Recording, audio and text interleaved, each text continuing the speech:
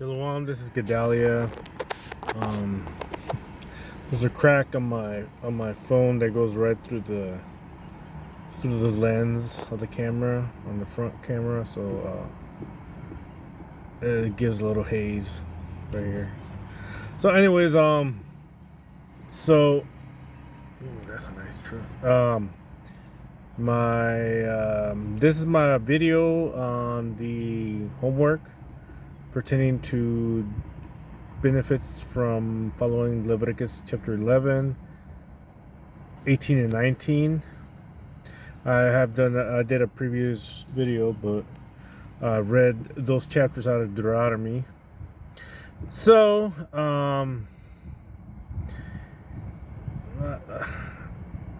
perspective is huge. You know, it's another person could look at these animals and look at other animals and be like, well, other animals are more beneficial.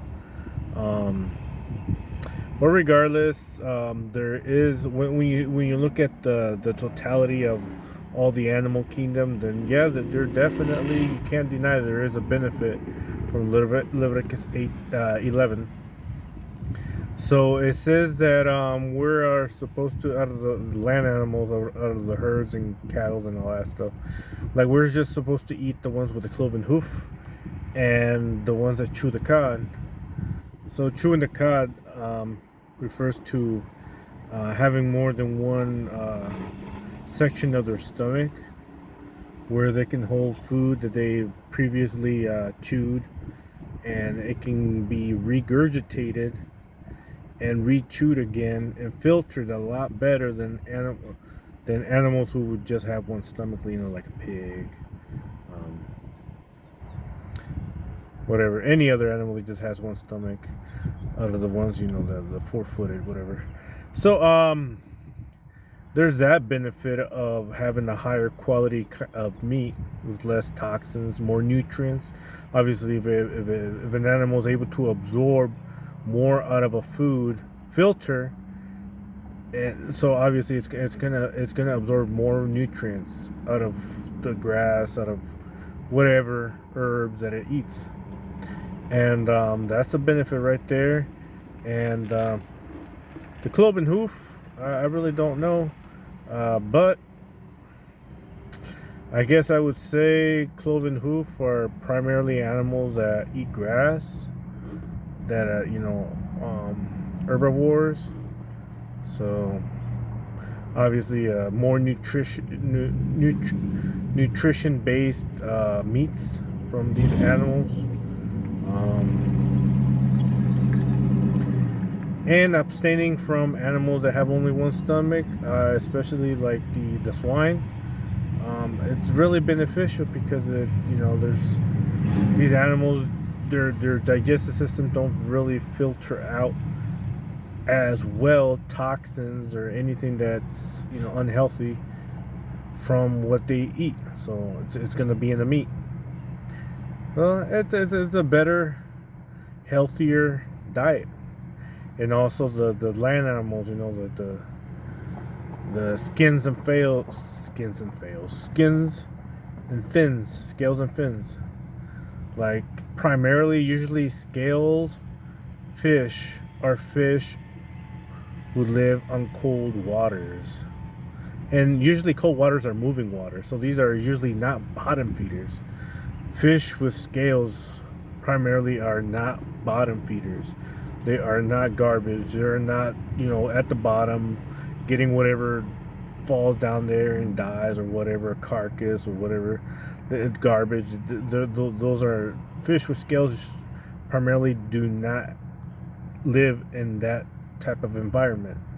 They usually live in rivers and streams, moving waters, cold waters, and these scales are in a sense a way to protect them, their skin from the cold temperatures.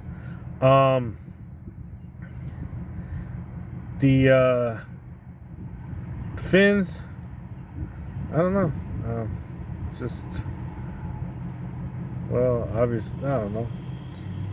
Moving animal, moving fish. I mean, obviously, we're not supposed to eat oysters. Oysters don't move; they just sink. They're just there, filtering all the toxins, all the dirt, all the not all the dirt, but all the toxins, all the contamination in the water. The oysters filter that. They clean the water. So that's good that we were told not to eat something that does not have fins and scales. You know, what's it called? Shrimp are bottom feeders.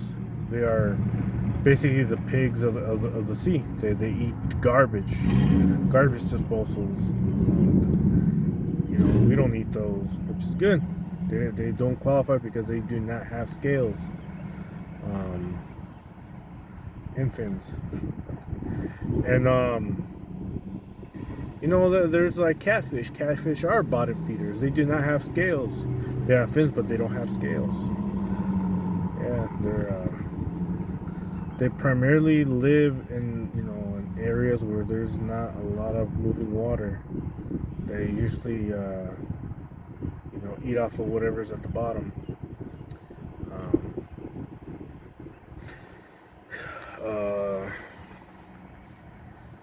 Then going to Leviticus chapter 18. Definitely a good idea to nakedness, you know, like having sex with. Definitely do not want to have sex with, you know, somebody that's a close kin to you. You know, it just, one, it's bad genetically. Two, it just causes a lot of issues, a lot of internal issues and stuff like that. So, to keep it simple and keep it healthy, the Most High gave us, you know, options. You know, who our wives can be and stuff like that, who we can have sex with and stuff like that. And also, you know, we're not supposed to lay with animals as we lay with women, which is, oh man, that's disgusting.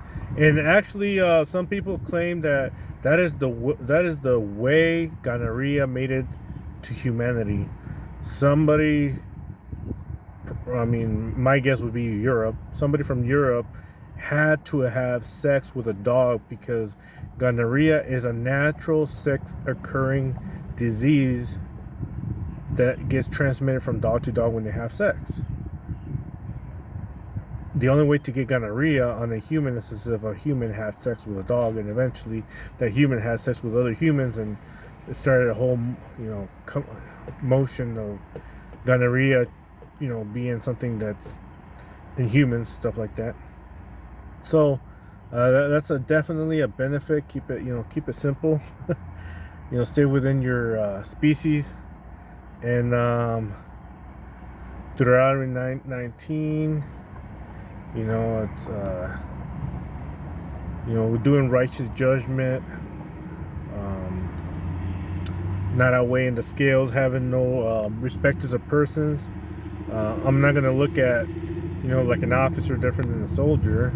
If an officer does wrong, you know, I'm gonna judge him righteously, the same way I would judge a soldier or anybody in any kind of rank. You know, to me, it doesn't even matter how the other ranks react towards that. I mean, I'm still gonna go on the righteous judgment.